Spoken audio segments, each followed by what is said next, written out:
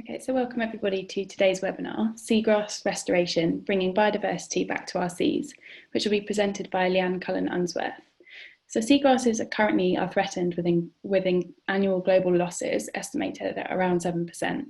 The reasons for these declines are complex, but commonly associated with poor water quality and catchment management, coastal development, and a lack of awareness fueled by a bias in popular media attention towards other marine ecosystems. So March 2020 saw the plantation of the UK's first large-scale seagrass restoration scheme, which aims to restore a meadow of seagrass in Dale Bay, West Wales. The project has seen multiple challenges so far, and today Leanne Cullen-Unsworth, a marine scientist based at Sustainable Places Research Institute, Cardiff University, and director of the marine environmental charity project Seagrass, joins us to discuss the project in a bit more detail. So she's going to share some of the lessons learned so far and provide an insight into the project and how it has started and the aims of re-greening the UK's coastal seas. So as always, there'll be a chance for you to ask your questions at the end of Leanne's presentation. So do submit these in the Q&A option at the bottom of your screen at any point during the presentation, and I'll ask these on your behalf at the end. So thank you all for logging in. I'll now hand over to Leanne. Okay, thank you for inviting me. It's a pleasure to be here and be able to share this work and continue to the value of seagrass and its importance. At the outset, I do want to acknowledge that the work I'm talking about today has been possible because of a series of fantastic partnerships that have developed over the past few years between a number of different people and organisations, including Cardiff University and Swansea University, WWF-UK, Ocean Rescue, and Project Seagrass. We work with a lot of other amazing people as well, Pembrokeshire Coastal Forum and Pentland Osama ISAC. And so I just want to acknowledge that this is a collaborative work that's been ongoing over a number of years. So, why seagrass? Just for some context, setting the scene why seagrass is important and why should we restore it. So seagrass is the flowering plants that have been over millions of years to life underwater. They're truly marine and sperm, and so they're very different organisms to seaweed. They also provide a huge suite of ecosystem services.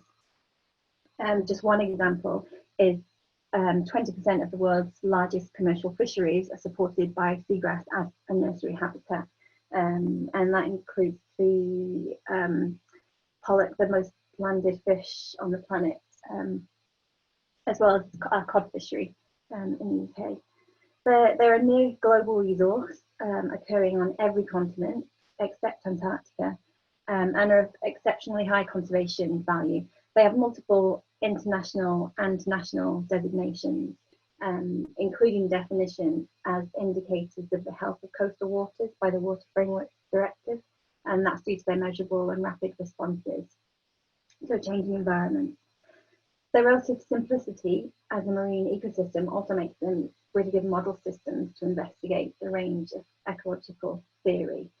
And it's important to note that seagrass conservation solutions, because of their widespread distribution, have significant global scale implications, not just local or regional scale.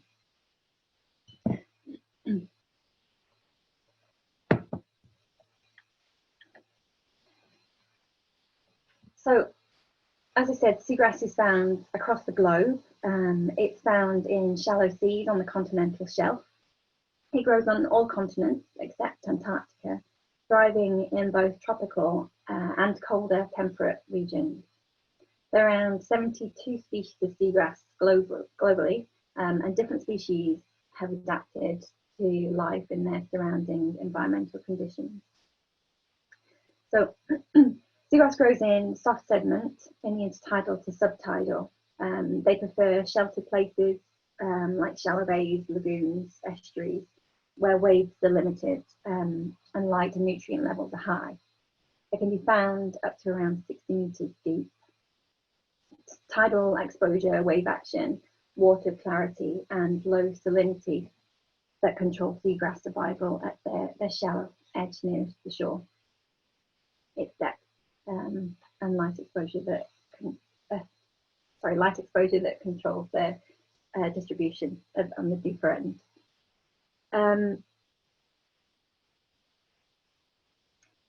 So seagrass distribution is widespread across its range, but it can be very patchy and highly fragmented. It can also be highly dynamic, all of which makes it very difficult to map seagrass. Estimates of global spatial distribution differ greatly throughout the literature and range from around 177,000 to 600,000 kilometres squared, with some models suggesting potential distribution in order of magnitude higher than that, but some of those are problematic. But the most recent estimate that's been made with moderate to high confidence, so based on actual field studies, excuse me.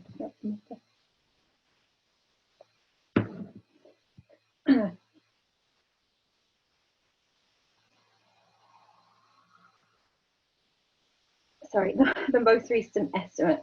The most recent estimate that's been made has put seagrass at around 160,000 kilometres squared, and that could be up to 260,000, but with a lower confidence.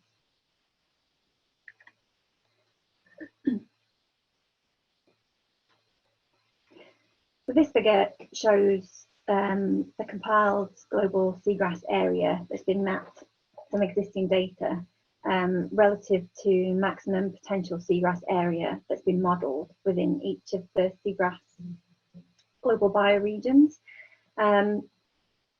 It shows, it gives an important message, because the smaller, the green circles are the actual map, show the area of actual mapped seagrass that we know is there, and then the larger circles around that show the modelled area of seagrass. And you know, we all know that models are only as good as the data that's available to populate them, but a lot of these areas that are modelled, when you go down to the ground, appear to be areas that are completely unsuitable for seagrass habitat. So surf areas, or rocky areas that we know are inappropriate, and seagrass wouldn't be found there. So the accurate estimates are challenged by large areas being unmapped. However, modelling of the distribution is also challenging currently, because the models are just not good enough, and the need for seagrass mapping now more than ever is enormous. In the UK, seagrass is particularly poorly mapped, with widespread and very patchy distribution, and that makes estimates very difficult. Again, best available estimates for the coverage in the UK currently is about 131 kilometres squared, that's with moderate to high confidence. Across the temperate North Atlantic bioregion as a whole, seagrass area relative to coastline length is 0.01%, and around 1.2% of the global total.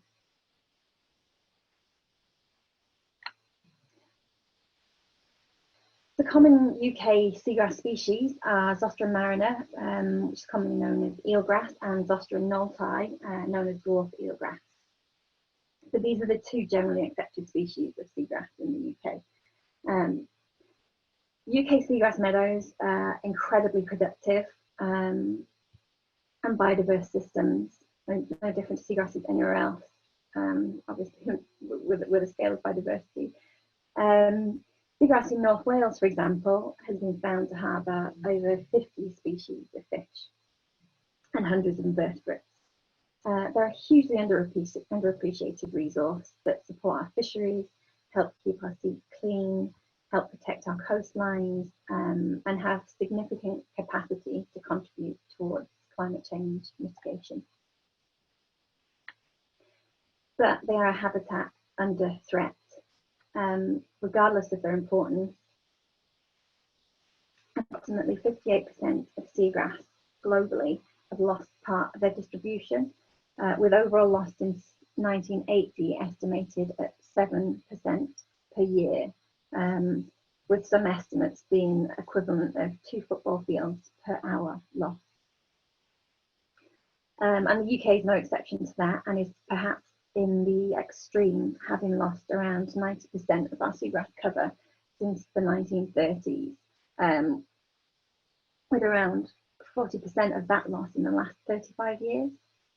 Where empirical data exists, it largely documents a decline in the size or the health of our seagrass meadows. Poor water quality and land reclamation are the biggest causes of loss, but other direct physical damage is also a major problem.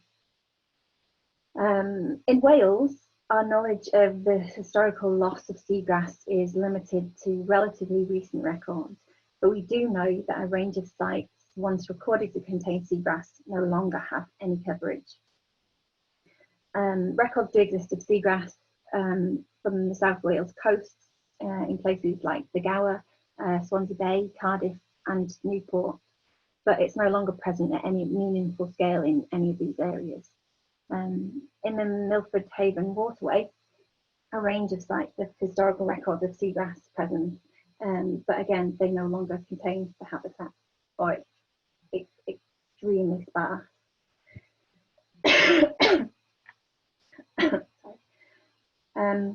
So a major problem now is the failure of seagrass to be able to recruit and recover. After large-scale loss, seagrass meadows tend not to recover, as recruitment's often minimal and the system ends up locked into a state of negative feedback characterised by usually anoxic sediments, mobile sediments and high turbidity. And even where the stressor that caused loss is removed, seagrass cannot necessarily recover. In the UK, there's evidence that large areas of seagrass have been lost, as I said, over long periods, and that the total coverage of seagrass is now a very small fraction of what it once was. The loss of this habitat is so marked as to provide a clear example, in some cases, of completely altered generational baselines. Where evidence can be found, boaters and fishers tend to describe places such as the Solent or Stamford Loch, for example, as being once carpeted by seagrass.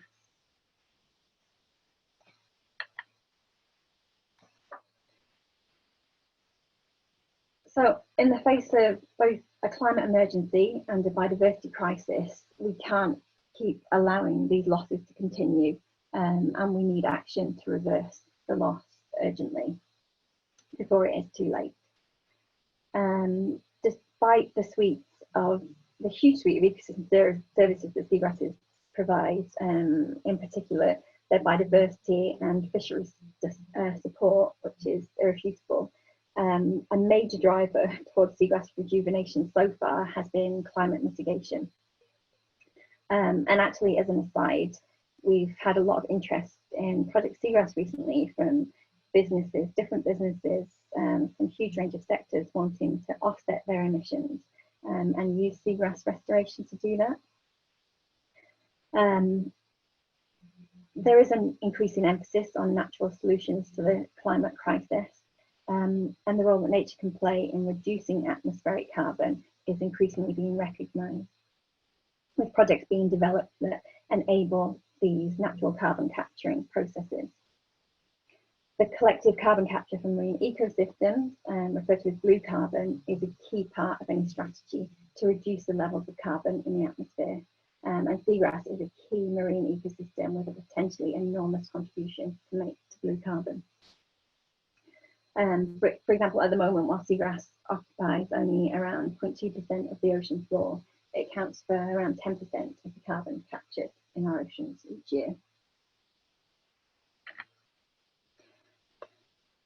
So given the now largely fragmented state of the present UK seagrass stock, the movement of propagules but seeds or fragments to facilitate recovery from loss is unlikely to be enough to assist with recovery, even when the threats are removed, as you said. This is particularly the case where existing seagrass is also left in a poor state. So restoration using seeds from healthy meadows is essential. To date, no large-scale demonstrable seagrass restoration projects have occurred in the UK, only trials so far, many of which have been unsuccessful. It's notoriously difficult to restore seagrass, or has been in the past. And so restoration at scale has been seen to be far too complex, very expensive and unreliable. However, we know from the US that it is possible, it's very possible, to restore seagrass at scale, and consequently reinvigorate our coastal seas. And Chesapeake Bay is the prime example of an amazing success story in terms of seagrass restoration, where they've managed to restore thousands of hectares of seagrass that's now in a very healthy state. There's a very different situation there. There's a very different attitude towards seagrass and its importance. There's policy to support it that appears to be slightly stronger, and the process is mechanised, which makes it a massive difference. But using that model, our trials since 2013, Swansea University has led the trial work with Cardiff University and Project Seagrass, conducting a range of methodological trials building on the evidence from Chesapeake Bay. And this is showing that seagrass restoration in the UK is possible using a relatively simple and low risk technique by seeding small hessian bags and anchoring these to the sediment. At the moment, restoration does present a challenge because, as I said, only a small percentage, around 40% of projects have been successful globally, but in-depth analysis of the failures points to the need for projects to be expanded in size to increase the success rate. So scale is key. We need to think big with the seagrass restoration. And as the figure in the bottom right corner demonstrates, the more seeds or shoots that we plant, the better the chances of higher growth rates and survival. So our vision was to create the UK's first seagrass restoration demonstration site by planting 1 million seeds, with the concurrent aims of planting 2 hectares, with 2 million seeds being used to plant the 2 hectares in Dale Bay in Pembrokeshire, building a seagrass supporting community, and educating and promoting the presence of threats to and benefits of seagrass. So the 2 arrows here, the larger arrow off to the right is pointing to the start of the area that we've seeded. The arrow towards the middle is pointing to a test area that was used for seagrass, that was originally going to be the 2 hectares to restore, but due to local concerns, there were compromises made and the site was moved away from the coast a bit more. So, why Dale? There are historic records of seagrass in Dale Bay. Habitat suitability modelling showed that when matched up with historic records and with trials that we did, it was a suitable environment, and there were many detailed site assessments available. Also, initial consultations with local stakeholders, including the Milford Haven Port Authority, NRW, the Commodore Dale Yacht Club, and the Pembrokeshire Coastal Forum Group, were very positive.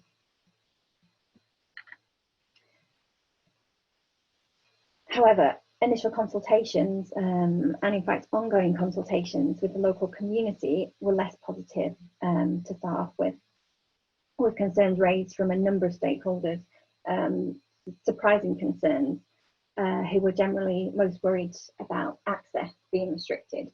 So concerns came from a suite of users related to fishing, boating, access to water for various activities, visitor numbers, the continued use of moorings, the environmental impact of the meadow, whether the evidence was strong enough for the site, and they had some queries about the trials that had been done. But after more than 16 very intense community meetings with demonstrable compromise, the project and location of the proposed 2 hectares was agreed. One of the big compromises that was made was the moving of the proposed site to a slightly different spot.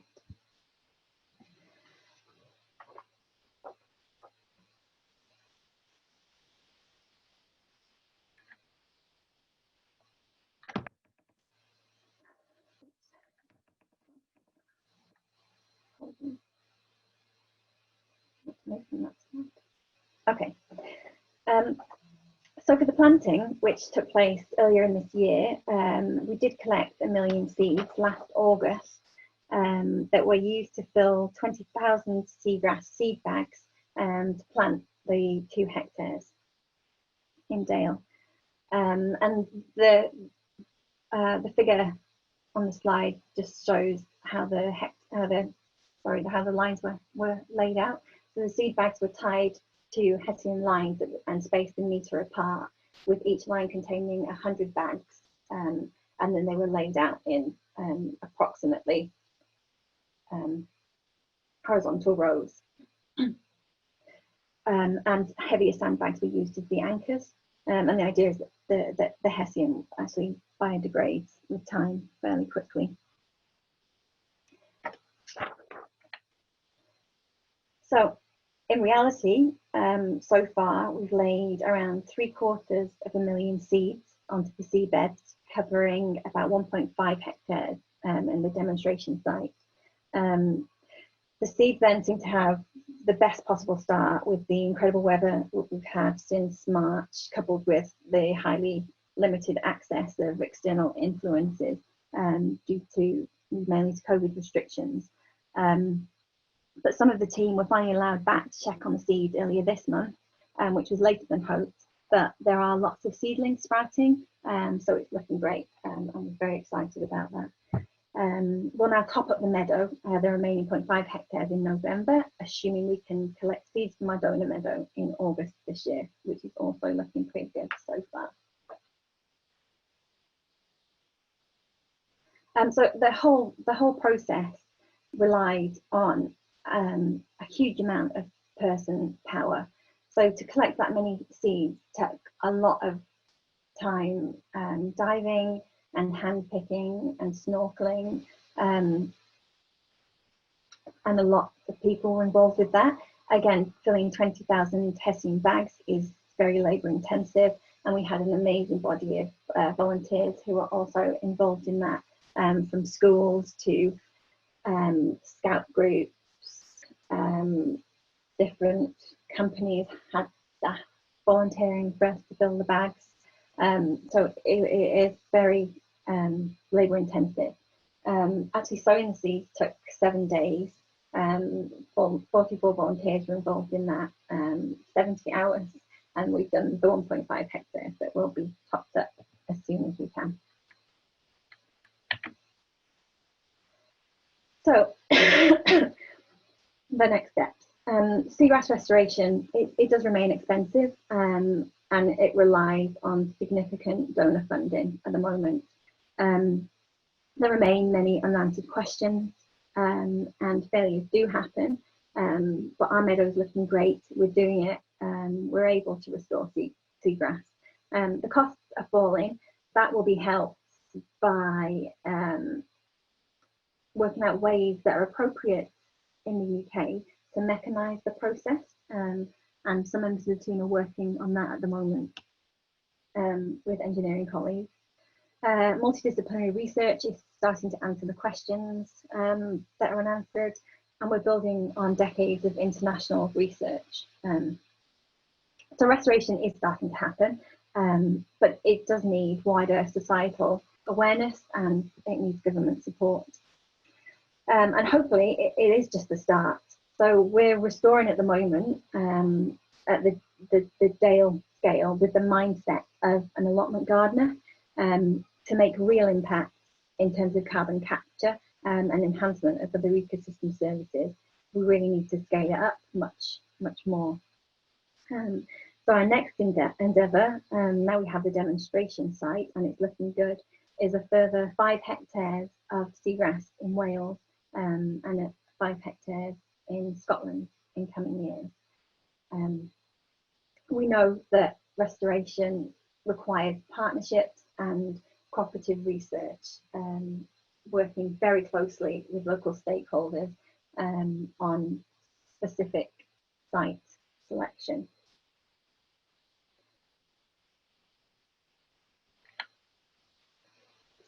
So thank you for listening. I'd be happy to try and answer any questions that anyone has, if there is anyone. Alternatively, please do email me or give me a shout on Twitter for information. Thank you.